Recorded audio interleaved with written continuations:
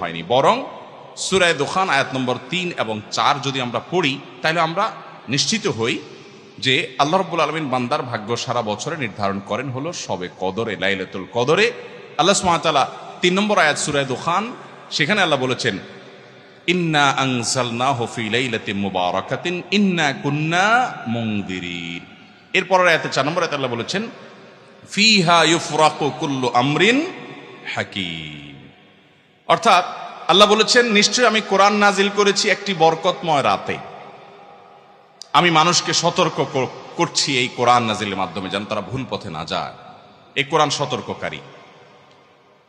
তো কোরআন নাজিল করেছেন আল্লাহ তাআলা বরকতময় রাতে, এই আয়াতে আল্লাহ বলেছেন। এরপর আয়াতে আল্লাহ বলেছেন ফিহা, মানে যে রাতে কোরআন নাজিল হয়েছে ওই রাতেই, প্রতি বছর ওই রাতেই ইউফরাকু কুল্লু আমরিন হাকিম, সকল গুরুত্বপূর্ণ বিষয়গুলো ধার্য হয় সে রাতেই, যে রাতে কোরআন নাজিল হয়েছে। এবার প্রশ্ন হলো কোরআন নাজিল কোন রাতে হয়েছে?